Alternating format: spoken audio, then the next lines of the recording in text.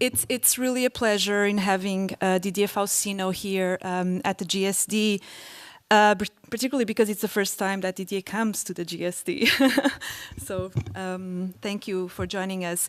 I know Didier's work for some time. I didn't know him personally, but what really intrigued me about or led me to the work of Didier practice was this idea of interdisciplinarity, this idea that architects act and react and build in environments that kind of embrace or are situated within disciplinary kind of hybridizations.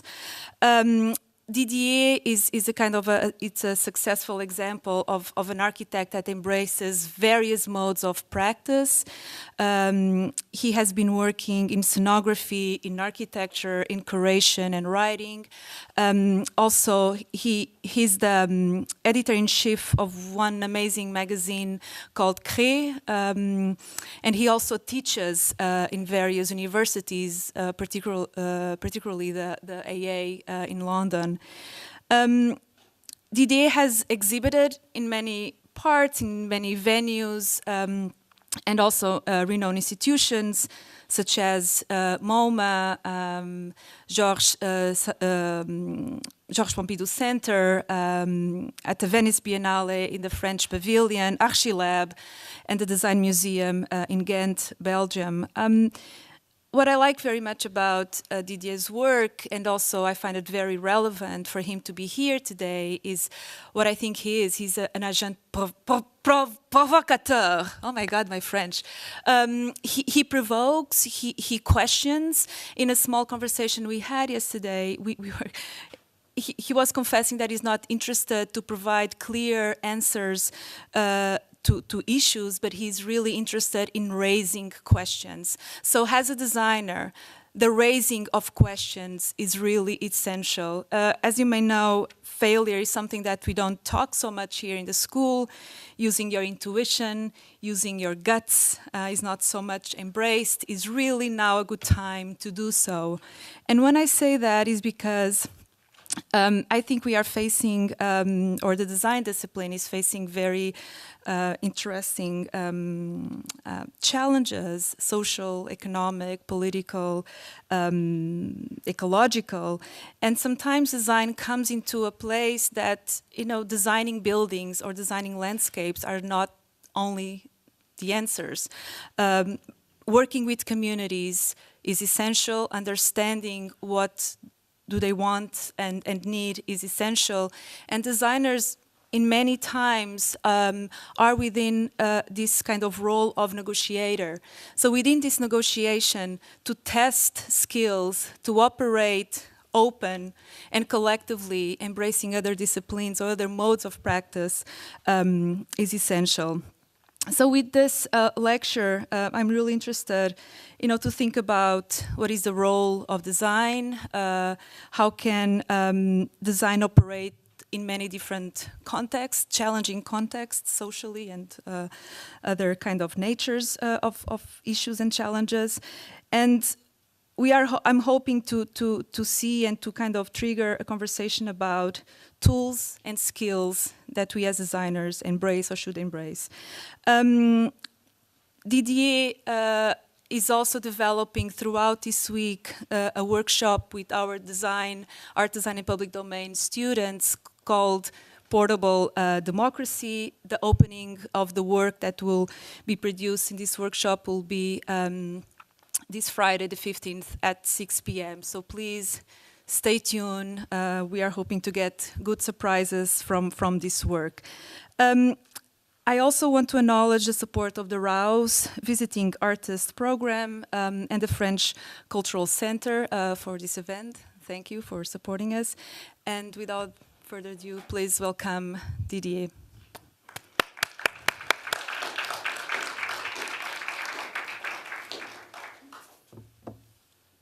Thank you, Sylvia.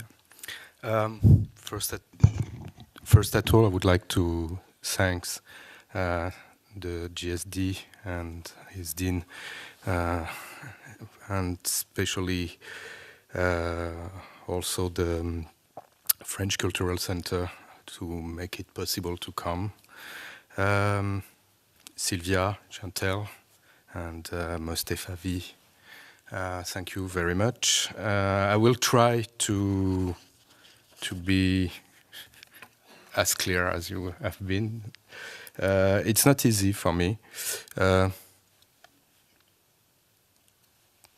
was preparing a brief before about intimacy and building intimacy. And then I just went to actually the Mexico City to start my first building, let's say my first real big building. It's 3,000 square meters cultural program. And I was supposed to show it tonight, and I changed my mind. Maybe because I'm a bit impressed to be here. Also because it's always about this question of identity and about intimacy, because I was a bit disturbed by this ceremony of what we call the first stone in Mexico City. It was a great moment for me, and very intense with the client. And I think I want to bring it still a bit intimate in this relation. We start 7 years ago with the client. So I will not talk about so kind of frustration. So because I'm here, I'm probably French by passport. I grew up in France, so that will be, let's say, my identity, first one. And because it's French, I will try to start with a kind of theory, because French, is supposed to speak a bit about theory, how it works. Yeah, so I bring some drawings. I know we are in a school of design, and I bring an object. It fascinates me with the machine, cafe machine, and the very simple concept through this cafe machine, who is the theory of system dynamic, and first at all the one of percolation. I was trying to find the translation in English, or the English version of this theory, but I couldn't find. I'm not so good on this kind of thing. So anyway, what I like here is this notion of fragility, this thing of what we call a kind of system who can be, because it's fragile, changing and transform from one situation to another one. I'm invited for this workshop with the dominium is the public domain by Sylvia, and I like this notion of public domain, especially today with all these issues of, let's say, social justice and what is going on, the big changing of the world with the mass and going everywhere. So I would like to start usually I start my presentation with a kind of introduction. So for me, the project was probably the one for me the most on the topic of public domain and this notion of fragility for the bodies and the persons who use it, and maybe the intimacy in a kind of public or individualism, or let's say, etc., etc. I will show you more things. I think the projects will talk for me. My first project is a project we designed and never built for the Guangzhou Triennale in China. This project was about how can we provide secure space for exchanging opinion, to talk about opinion, about ideas and exchange. So we provide a small proposal to the curators, what we call the walls, the transformed walls in this period of limits, of enclosing or frightened about the others. Everybody is building walls. So we propose this wall, which is not a portable wall, which is not supposed to be closed, but supposed to be arranged to generate small rooms in the public domain, in the public space, where the people can talk, conspire secretly, and be protected. We call it the Office for Conspiracy, maybe the mistake, the officials don't want the project to be realized. So we never accomplished this project. So that was my introduction to be more relaxed. So I want to introduce three personalities coming from French culture, siècle des Lumières. The first one is, is about trajectories and notes. It's Feuillet, the minister of Louis XIV, who invented the writing of ballets, of choreography. The second one is Vauban, who in a way theorized the protection and the construction of defense. And the third one will be the one of the garden and landscape, Le Nôtre. The picture will come after. I start with this project we are now doing in France with a series of elements, of barriers, talking about an emergency situation today with this very important moment where basically population is more and more disconnected from the power. One of the elements of the power, who is this element of organizing the trajectory and contain the people, strangely called in France Barrière Vauban, who means fence Vauban, the name of the architect Vauban. And I propose to change this barrier to generate a new situation, a kind of organization of space who can be occupied not by defensive by the police, but occupy a bit like a garden by the population and reuse this barrier, this transformed barrier, a bit like a Vauban motif in the city, in the public space. There is a series of designing elements.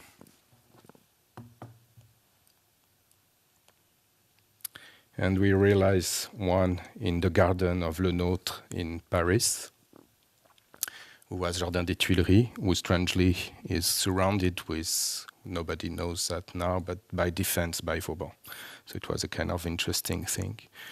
Working on this situation of elements of control as an architect, because probably the first, let's say, function of an architect is to organize, to construct, but mostly organize population and movements and programs.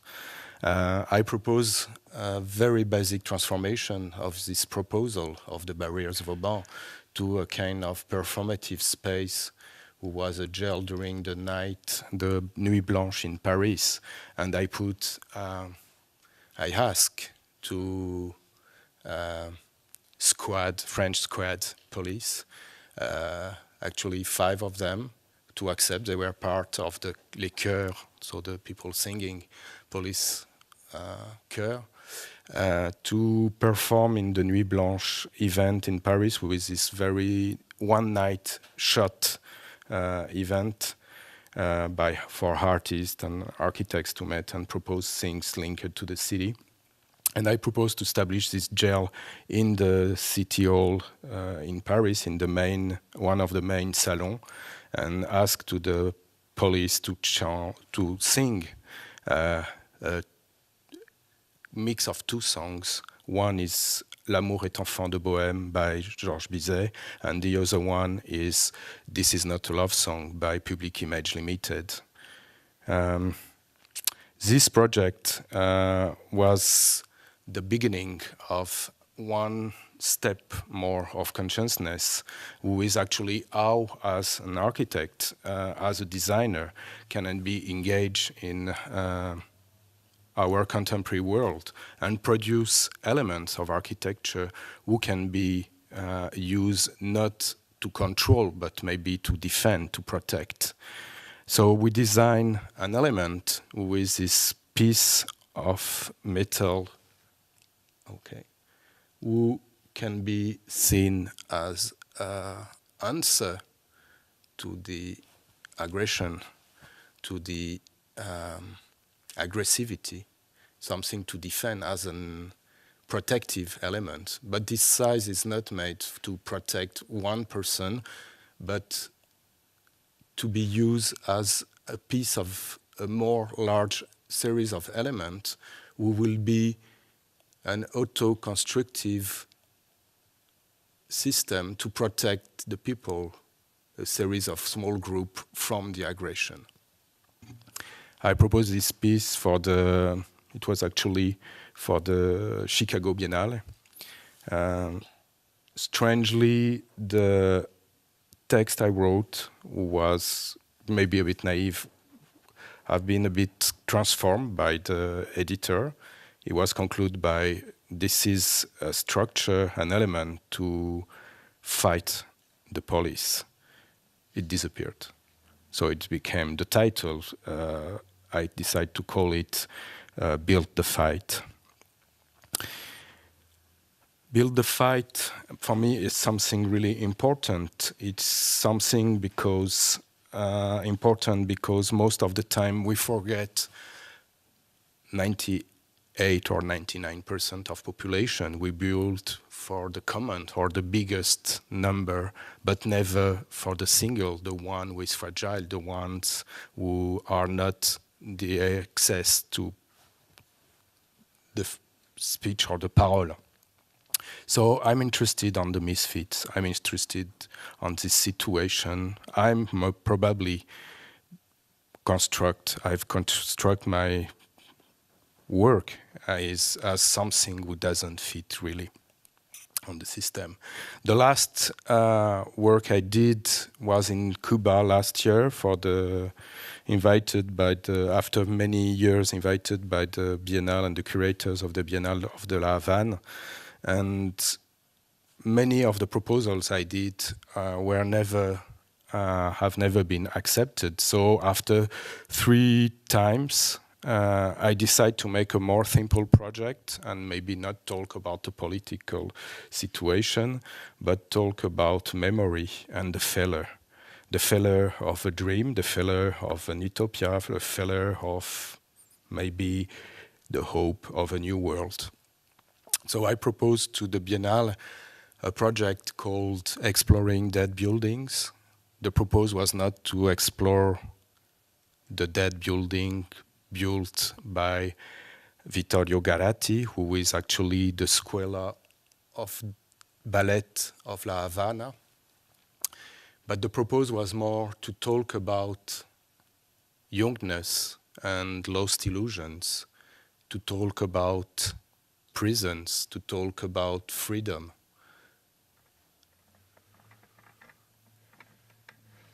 I didn't do a real film about. It's more the film I would like to do.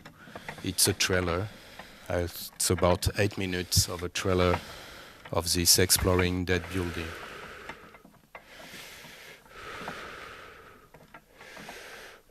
Maybe we can put the lights out and the sound a bit.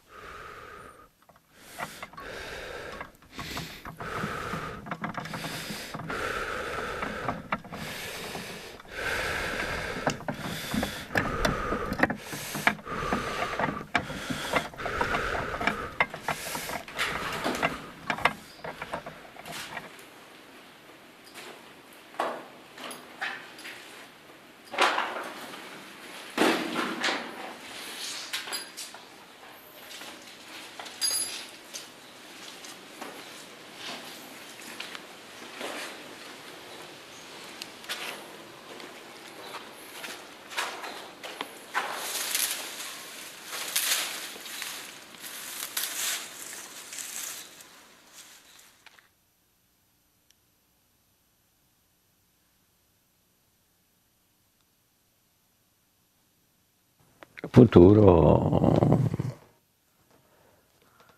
quello che non è che tutti, il futuro è quello che abbiamo tutti, no? È un futuro drammatico.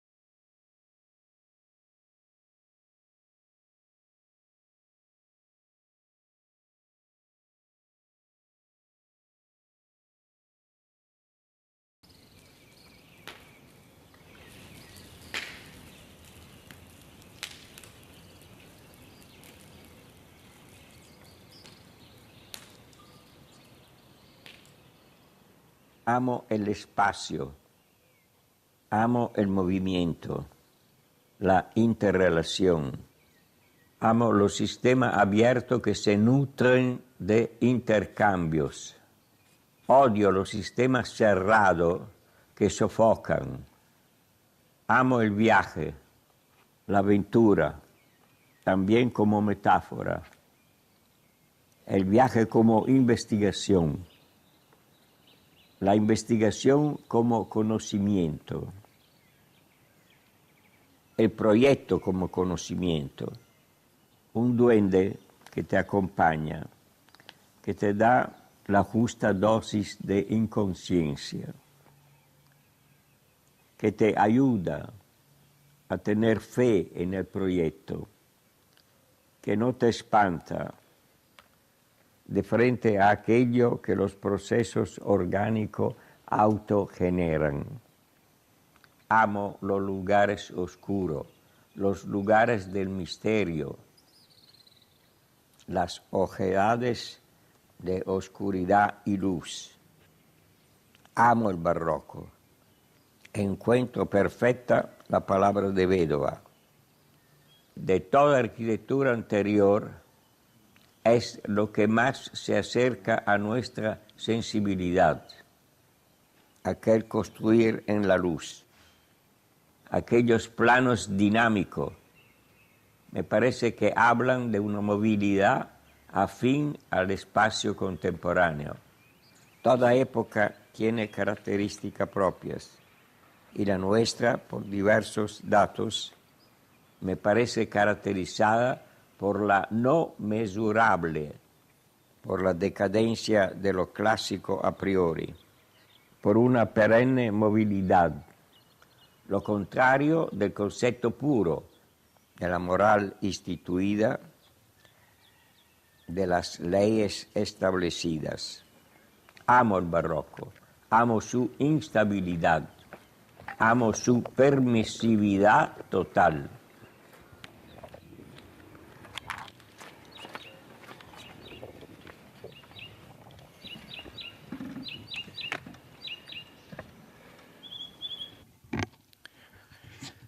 As the building was unfinished and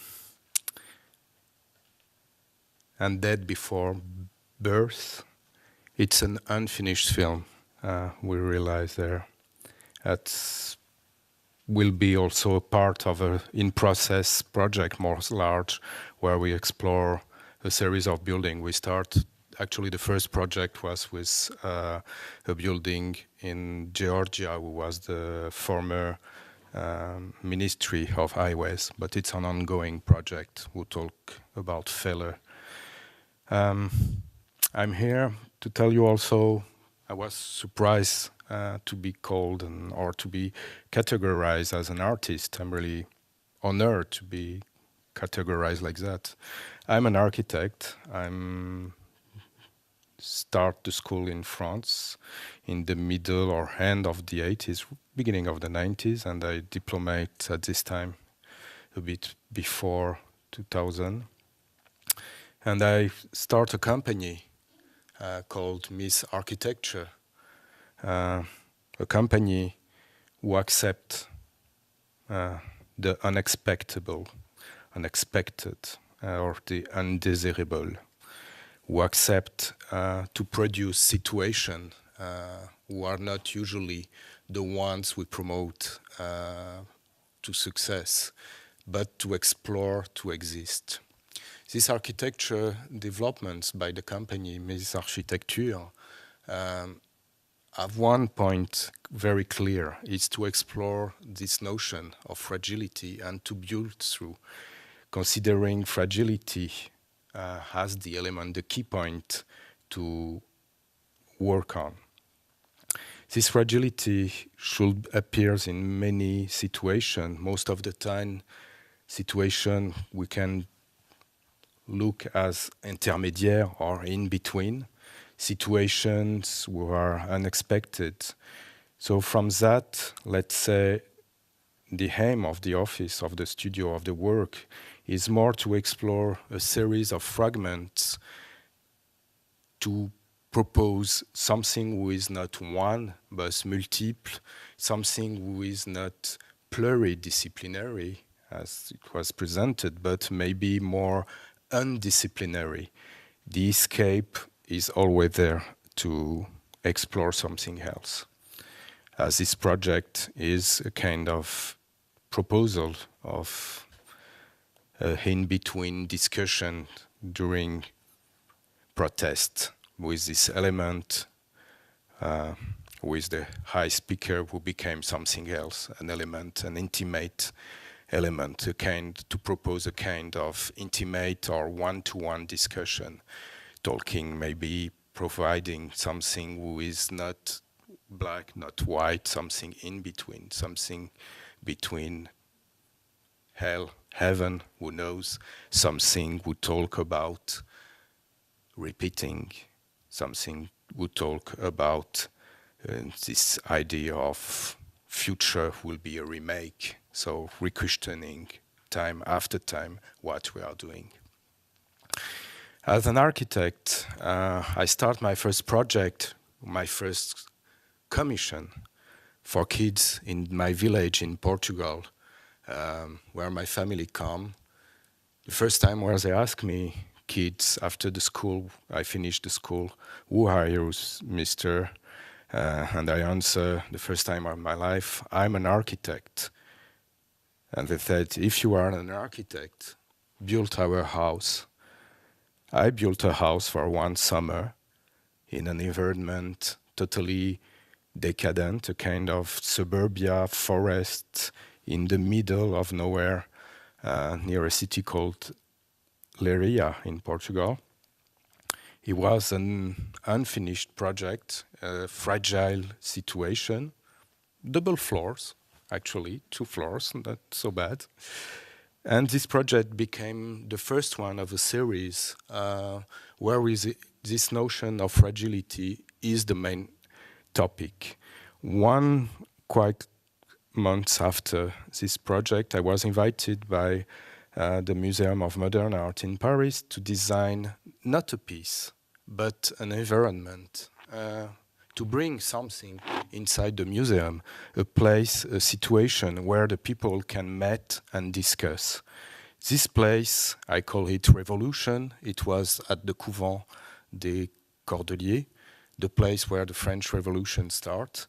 And I built a very ephemeral and fragile double vortex built with the most unexpected material, survival blanket. The one called, the product is called Captain. It's used usually for the satellites by the NASA. It's developed by big companies and it's super high-tech material.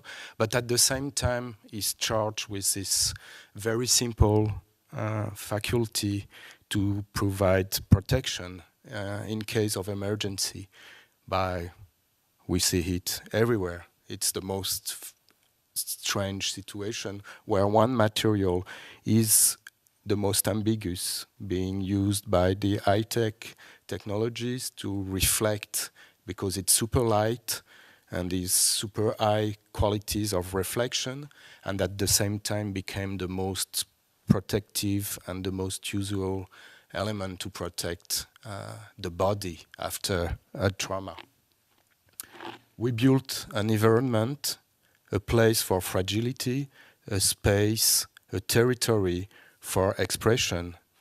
The first speaker on this space was Giorgio Agamben, and it's bring me to a second situation, who was a project just after about an invitation in Venice Biennale in 2000 by Massimiliano Fuxas about the question of the ethics in architecture.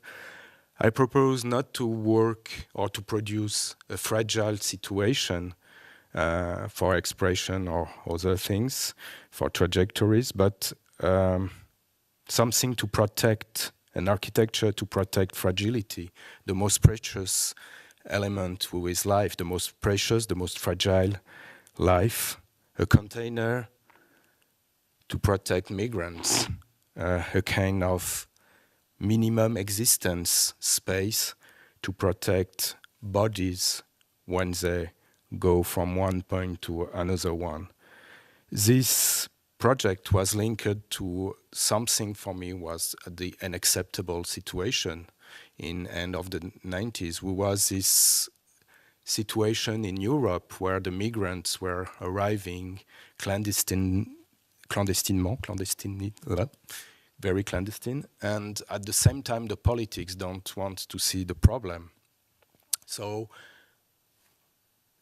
producing this project and going to the Venice Biennale inside and staying inside the box few hours each day during the exhibition, a bit like Joseph Beuys coming in the US and being trapped in the middle of the coyote, was for me the way to talk about the unacceptable and probably to scream, a silent scream about a situation who at this time was not what it is now. About minimum existence, about designing, about architecture. Few years after, this notion of protection still is part of the practice and the questioning of the studio. We design a home suit home, a piece of architecture made with our intimacy, domestic space, with the most basic thing, with, I think it's carpet, we call it, to transform it in a very basic protection. Home suit home. From this home suit home, this element will protect maybe not our fragility, but our intimacy, talking about our bodies and our situation. Housing became probably along all this year one of the exploration thematic we look in terms of functions in architecture projects. So one of the first was the 1 square meter house designed to be a kind of industrial product, a house for one individual single person who occupy 1 square meter ground, to talk also about the value and the most shared system with this public space we are supposed to share. We propose to build a house who can be occupied only by one person, a kind of reverted proposal, because like that, of course, this house who protect intimacy became the impossibility to be occupied and to share with others. So it's a kind of another proposal or scream about, please go back to the public domain, go back to the public space and make it yours. We design, and then we have the opportunity to make one prototype of this house, who is now in the 13th district in Paris. But the contingencies of security, politics, etc., make it non-accessible space. So it's a kind of empty shelf or empty shelter, maybe. I don't know. Few years before, we were working on the same topics, but adding this notion of individualism, who should be maybe transport us in a situation of collective, and how we can deal in this strange border, in this kind of strange in between privacy, public, intimacy, collective, individual. And we designed a project who was the urban rhizome, a kind of, let's say, joke, a kind of trick, a kind of, in French we said blague, to talk about urbanism, urban planning.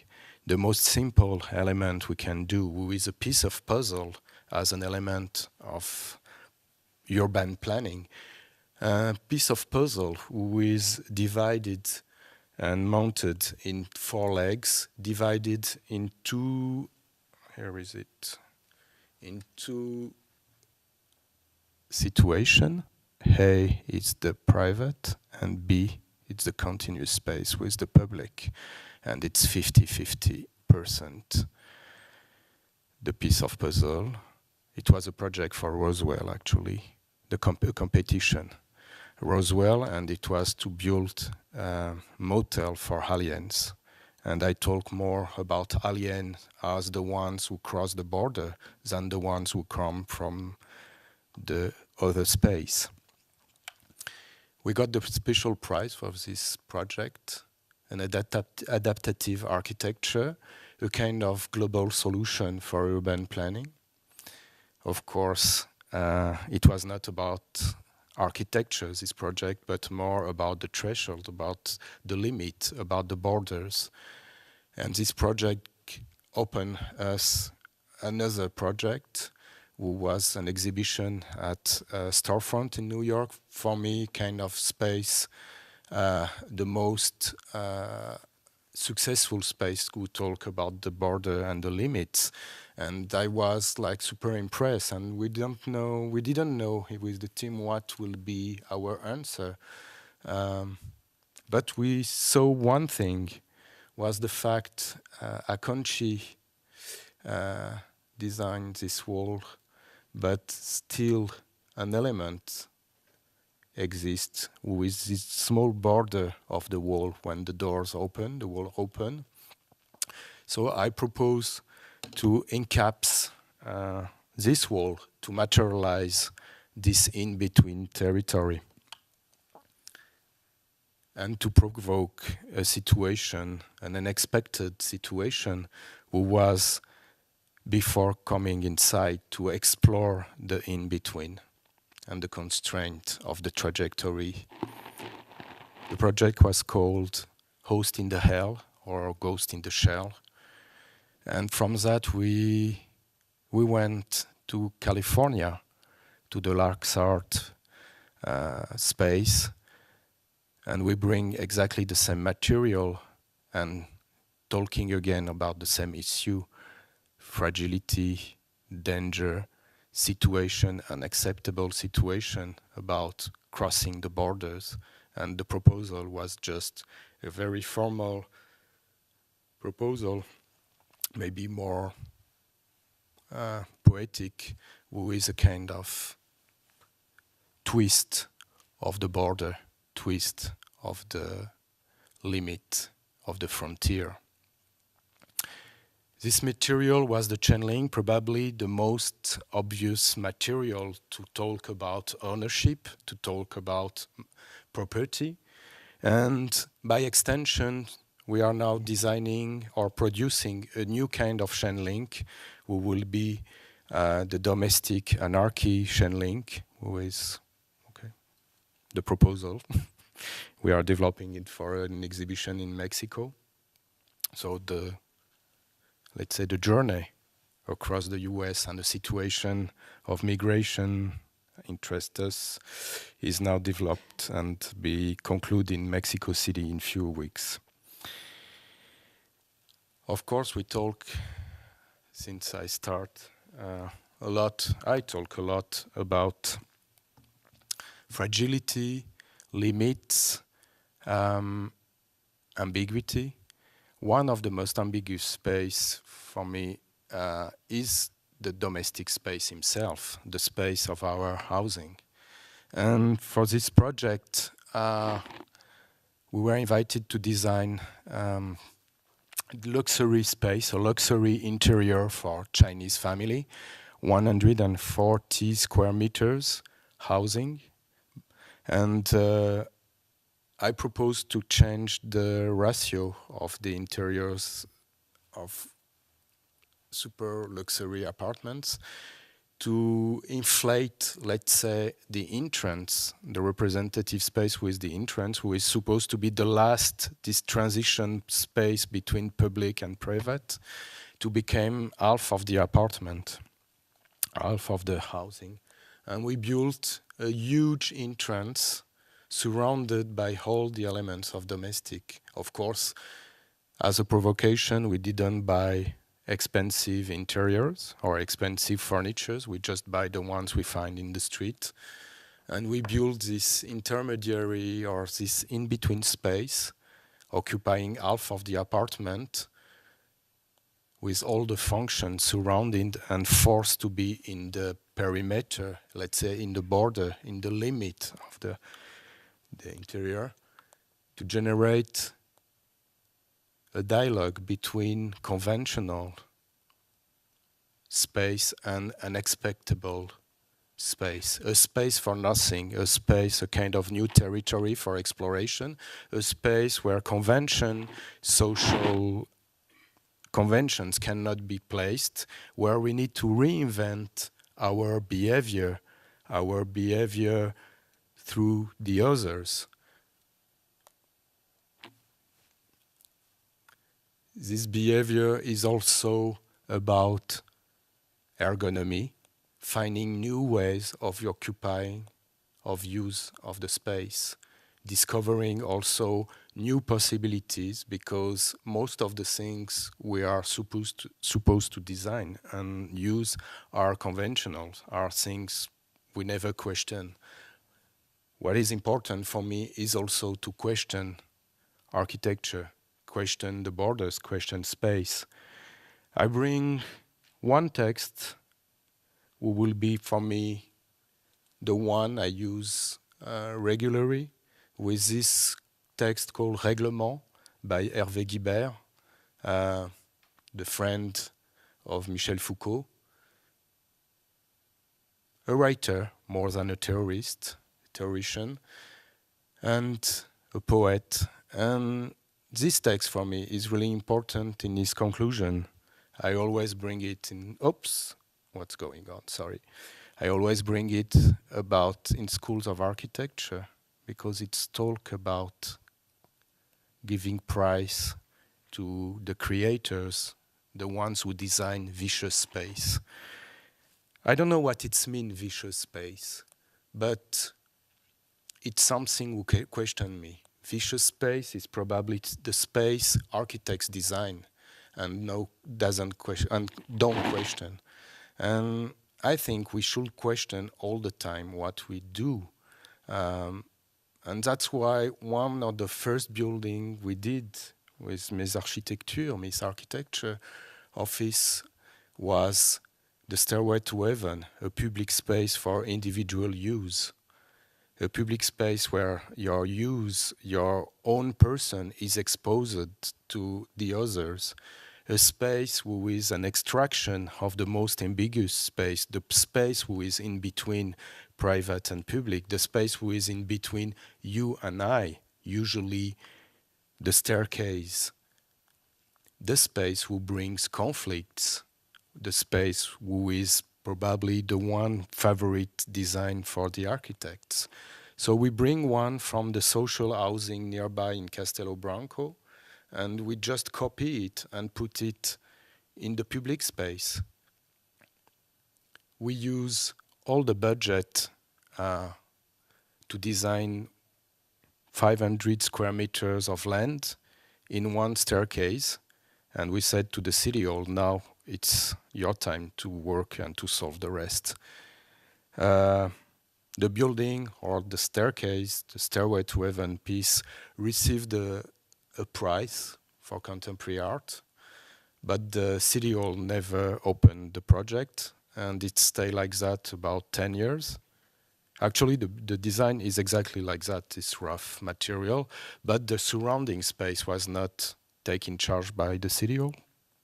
And finally, last year, the new mayor decided to finish it, so they make a space surrounding. I don't have pictures, but it's interesting. If you Google, we will find it. So it's super civilized public space around. And the staircase now is painted inside. It's an interesting project. It stayed like that with this border enclosed during 5 years, and now, after all this time, everything is open. I don't know how to speak about that, but built ambiguity as an experience or as an experiment is part of the thing. So each time what we do, it's one piece more and one piece and one piece more to the system, a bit as I show you in the beginning, this machine of cafe. What we expect at Mésarchitectures is not to solve situation, but more as coffee in the coffee machine, to be take by the water and to give a bit of taste, to change it. So this idea of percolation, small things influx or agissent sur une situation plus importante. Sorry, I'm switching the language. Le contraire, the inverted situation, a public space for individual use before, an individual space for public use, a house. I will go very fast now. A series of houses, a house called an untitled house, as a landscape, as a territory, as a city, where all the individuals, the personal, the, let's say, the intimate occupation is reduced to a system, to a very organized system, and then the rest of the house is offered to other use. A house with no limits, with no borders, a house with no walls, a house with no windows, the walls open, and it became an extension of the outside, inside, and vice versa. Another study house for Japan, a series, a kind of conglomerate of what we call it the ultimate safety resort. It was a series of house for 4 families from Tokyo who buy a big land and want to save their land and their life. We propose a kind of unique wall. The only thing they will share is the wall. The wall became the collective ownership. This will generate, as you have seen on the diagram, different stages of intimate and public and private, etc., etc., and generate also a blurred situation between outside of the resort and inside. The only situation who is available is to insert your intimacy in some different stage, like here, where the bathroom is, you need to cross the patio from the kitchen and the living room to go to the patio, who can go on the roof to see the other space, and you see the swimming pool, etc., etc. Actually, I saw Le Prince and I, who said, you know, Yul Brynner, who said all in the film all the time, etc., etc., etc., with, I think, a nice way to talk about. I put too much work, but it's a nice way to talk about the work. A house we are designing in south of France for a couple who asked, after seeing the work, who asked me and to the team to design a strange house with the program is swing, I think, échangisme. It's a couple who like swingers, merci, c'est ça. So all the function of the house is rooms divided in a situation where actually you can, I was thinking it was drawings, but not. I don't put plans. It's not easy to explain this project. Bon, voilà, etc., etc., collective rooms, and it's a non-stop house because it's also a family. I don't judge nothing. It's the practice, is the program, and it's a family who will grow also, kids, and probably friends coming, so the house will be extending along the land with the walls going on. Voilà. Coming in a situation where, if I want to be a bit subversive, I will talk is a ménage à trois pavilion for 3 artists, Mereles, Miralda, and Mutadas. A pavilion in the land in Spain, north of Spain, in the vineyard land, vinery land or vineyard land.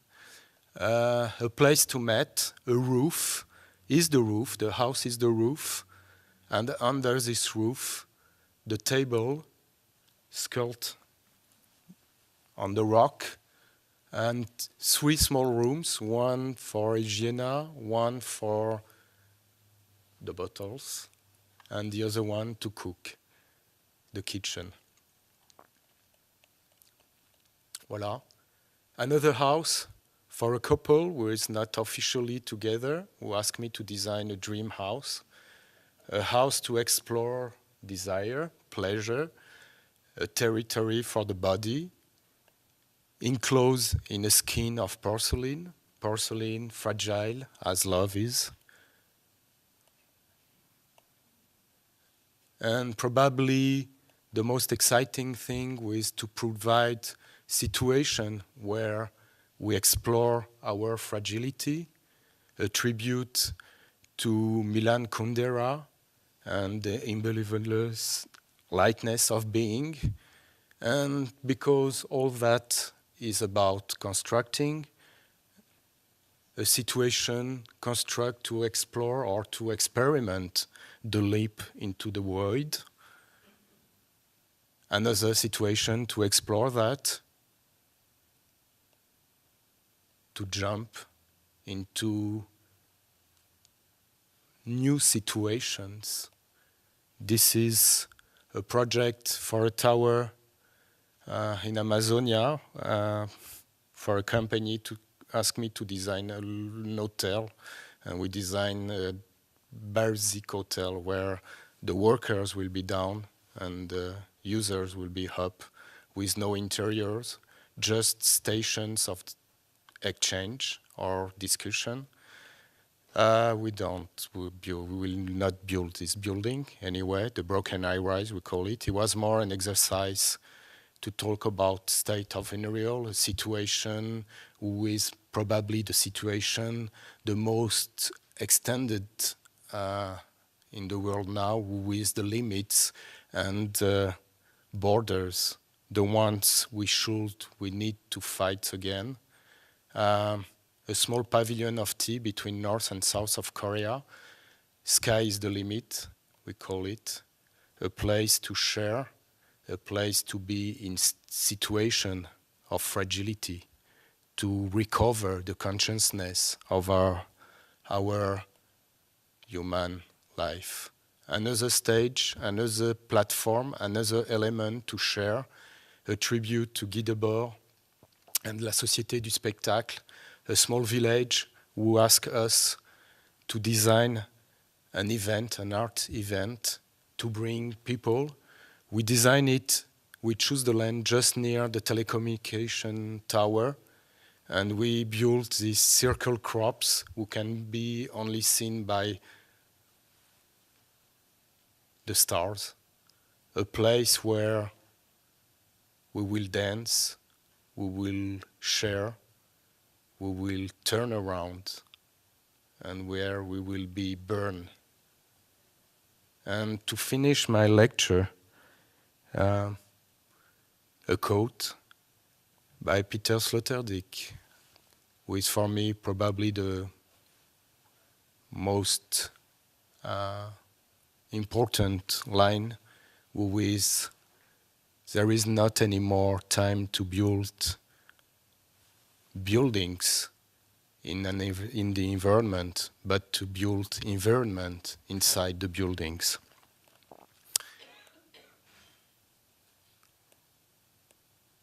And to conclude, because it's always better to conclude with images, an installation we did with the choreographer Richard Siegel and the bakery group for the opera of Göteborg about darkness.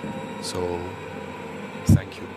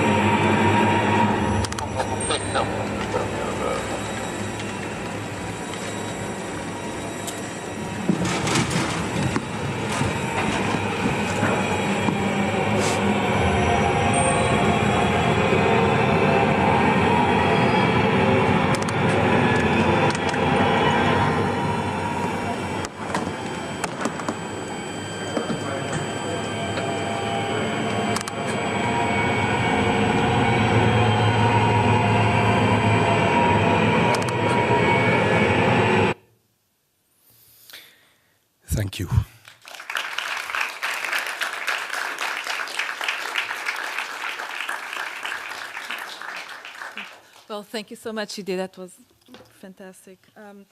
I would like to reserve some time for Q&A, and before I open up to the audience, I would like to know more about your references, the generation that you came from. Certainly, I see some close connections to the work of François Roche. And yesterday, we were talking about how close you are to Philippe Ram and the artists such as Dominique Forestier. Can you tell us a little bit about, the context, the intellectual context and references that also kind of triggered this interest for the body, for technology, for the environment? Wow. I think about François Roche, probably I need to maybe talk about the context. Yeah, the context of end of 90s. I graduated in 95, 7. Now 5. And at this time, François, I graduated from a school who was the end of fine art school, Beaux-Arts in France, was the school of the schisme, ex-UP1, and the school of the, let's say, strong thinking about cooperative, collectivism, and all this kind of social housing and etc. And we were like in this school of dying moment of one period, and a kind of not really clear situation at this time. He was the emergency, not the emergency, l'emergence. Emergent technologies arriving, and we were in this in-between thing with no tools to evaluate what was the world surrounding, and we probably look about the tools the school give us, the skills we learn in the school, and looking for new technology and what's going and happening. And you mentioned François Roche. François Roche was this new generation arriving and starting to have a voice in this context. We were claiming not about new technology, but about environment, and probably one thing important was sustainability, and something would nobody talk in architecture at this time. And it was something where this generation, we were François as the main key point, but you mentioned Philippe and an artist and etc. And we everybody crossed at this time because we were fascinated by this new voice arriving and this new, let's say, this contrepoint of what we were learning in the school and what was going on, with all this discussion about purely theoretical discussions about space and architecture, but something different arriving. So we jump, and we met. I met François at this time with all of those people we were around. We were quite a lot of people surrounding him, and then the things. Je sais pas comment expliquer, but the things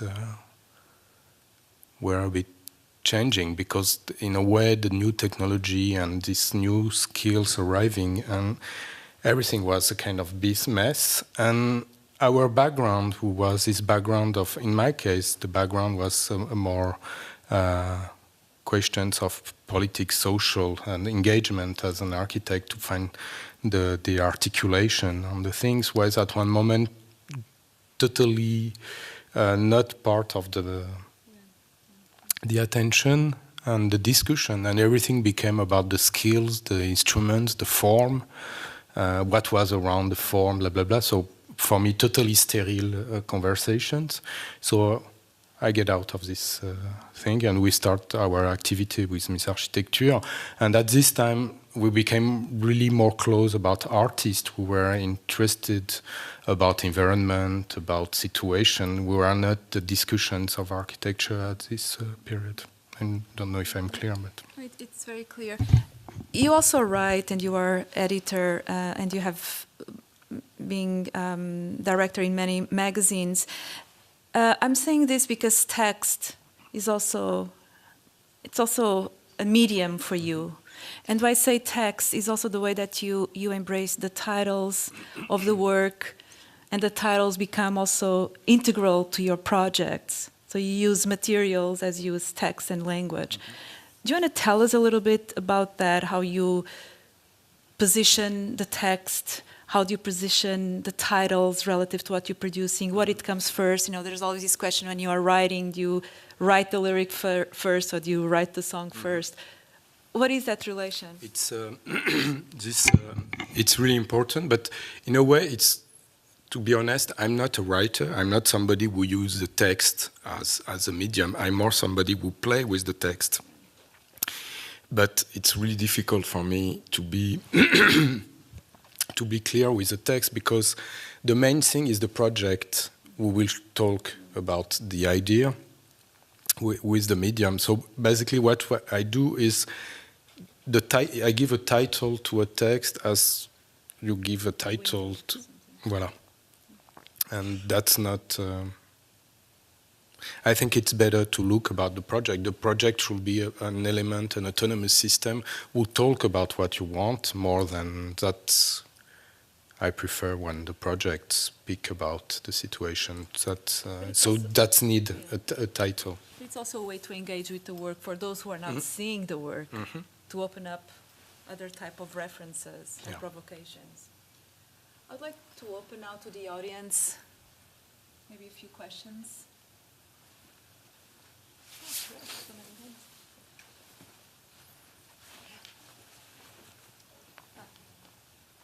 Maybe you can start here. Okay. I saw that hand first. Hello, my name is Laurie Bandira, so I'm French, so I will try to speak English as well. Aïe, aïe, aïe. So you spoke a lot about intimacy and borders in architecture, and I would like to know if, for you, today, do you think buildings today is more about protecting the people against this outside that seems to be aggressive, or if it's more about make the people react to some situations, like the situations of the migrants, for example. So protect the people, or to make them react and maybe change the world make the world better. The problem to protect is usually when you want to protect, you enclose. So that's a question super complicated. I think it's going on this notion of protecting. It's more about using architecture in most of the project to make the people react or take consciousness of a situation.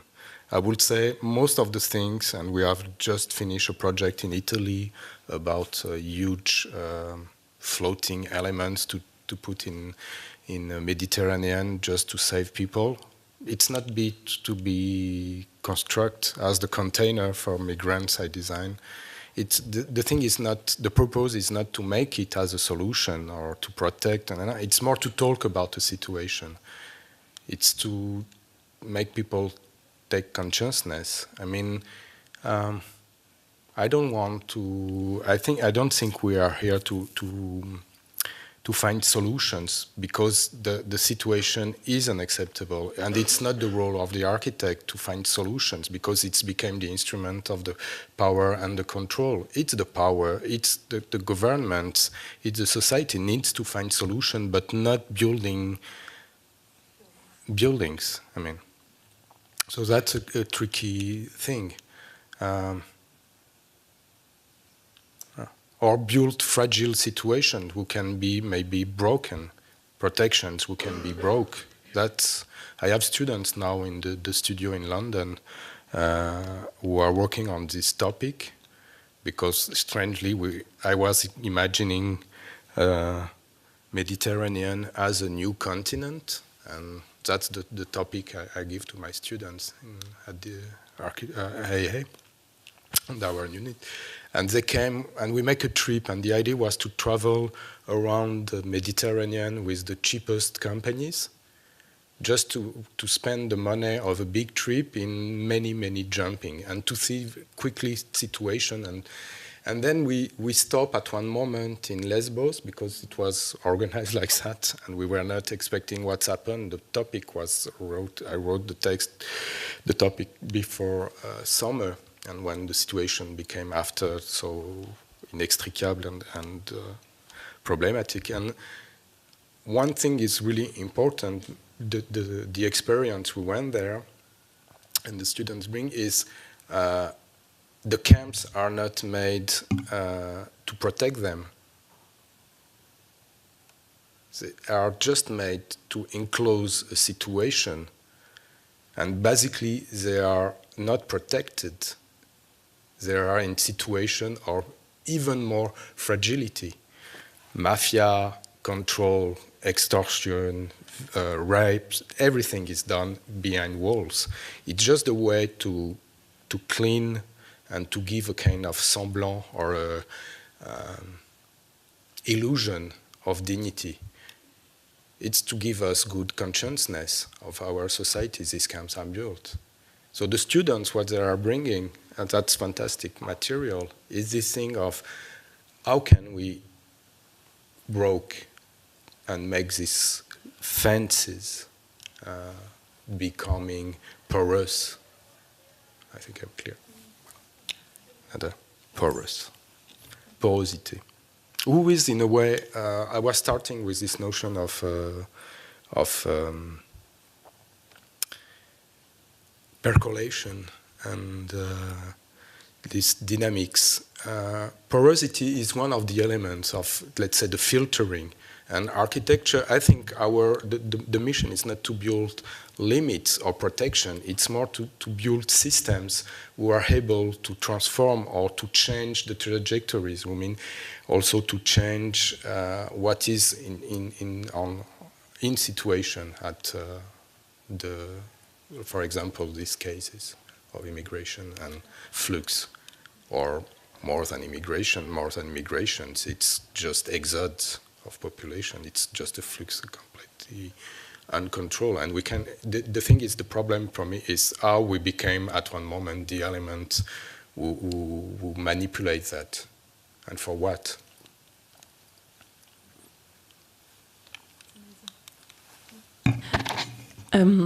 Thank you. My question is actually linked to that one. I think how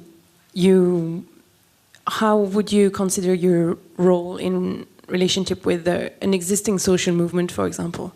You mentioned the anti-police fences, and we were wondering whether you would consider making them available for actual, I mean, as we speak now, there are people being repressed in France because they are protesting on public spaces. So would you see your role as a designer to go around and distribute them, to sell them, or it's one thing to say, make people think about protection, about repression forces, but one other step could be to make them available. How would you react to that?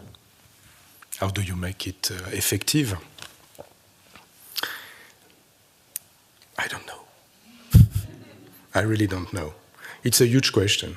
We are doing a project now. Actually, they think of protective and defensive or instruments we can distribute is the thing to make the design at one more time. We did a prototype. We are testing the prototype and to make it in a way free of access. It's not an art piece. It's just a research about one element. This build-a-fight fence barriers for the people. I don't know if it should be at one moment distribute or things. I don't think it will be the solution to make it. I think it's more to focus the attention and to make it possible. It's one step on the changing the situation. I will quote, there is one quote I really used when I was student, which is fantastic, is Samuel Fuller, you know, the filmmaker.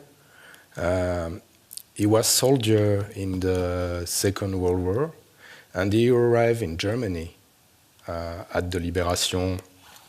And he arrived in, I don't remember which camp was it, but he arrived there, and he was not a soldier, he was not a combatant.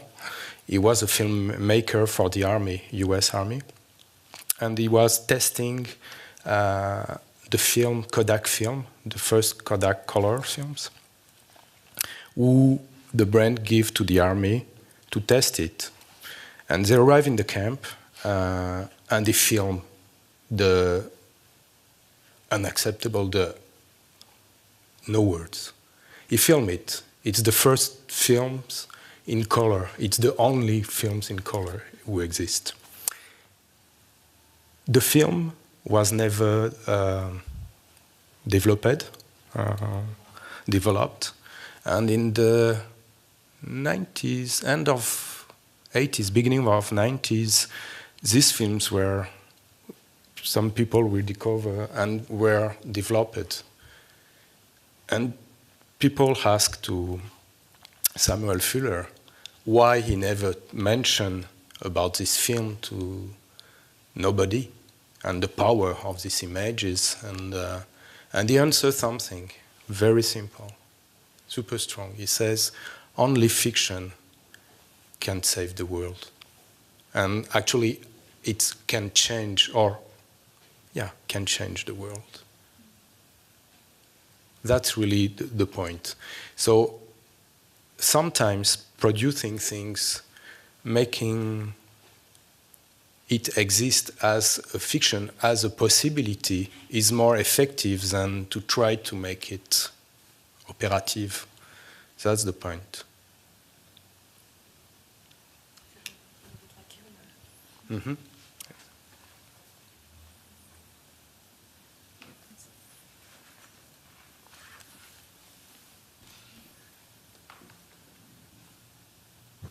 Hi, I was wondering if, so in a lot of projects that involve this sort of unexpectedness, there is humor in that, playfulness.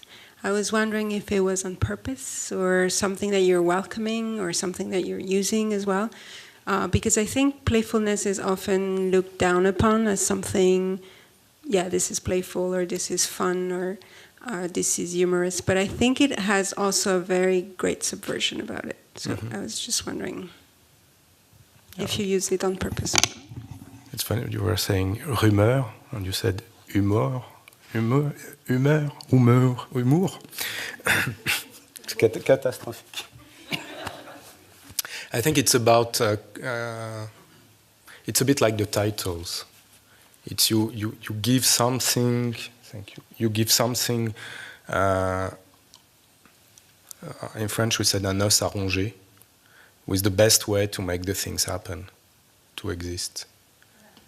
So, humour, un peu de deuxième degré, un peu de distance par rapport to everything. It's really important. I think it was funny because a few days ago we were talking about like a practice who is about 20 years now, and I was like, okay, I have a white beard, and okay, I'm an old man now. And I was trying to explain to people who ask me, okay, what is the line of 20 years of production? And I was saying, I don't know, it's fragments one after one. It's 2 or 3 trajectories of ideas where we develop. I don't know where I go. What I know is actually as practice and as body of work, it's about something who is incomplete and probably will never be completed because it's like, I don't know. J'ai pas de réponse. One more question, if any. Yeah.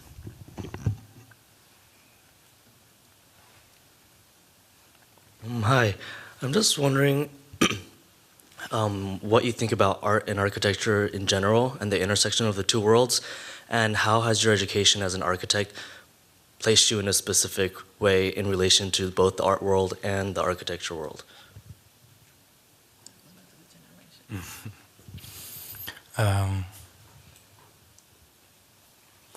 It's a magic formula. I think it's really a question of etiquette, what you put as etiquette, as your practice denomination or the label. I think the main work, the research, and the main part of my work is linked to the body and the situation about the space surrounding the body, which is the main case for architecture. I want to say I'm an architect, and strangely, 20 years of this kind of production of architecture, of projects, make me able to survive only through an economy who was the economy of art world. Let's be very clear about that. No clients, no commissions. Okay, how I survive? Selling drawings, pictures. Okay, I survive. But the aim of the thing is to produce space. And this space is architecture. So your question is about this situation, strange situation today where the interests of both disciplines look to and cross each other. I think it's great. I mean, label question, it's not big deal. You can be an artist and working on space and architecture, and you can be an architect working on production of statements and artifacts who are called, we can call it art. I mean, what's make for me the situation relevant is the fact actually these both disciplines are probably the last ones where we can speak about independence and about involvement in the contemporary world. I mean, we are in a way the last free thinkers. Act because we act in a way. So it's not clear what I'm saying. Just one thing is we act and we build our thinking. So that's really important. And we make the thinking and the opinion visible. So there is something between these two disciplines who are really similar, whatever the economy, whatever the process of making or etc. But the thing is we make appears the situations in the public domain. It's such a wonderful way of ending in the public domain. Well, thank you so much for coming, and thank you, Didier, again.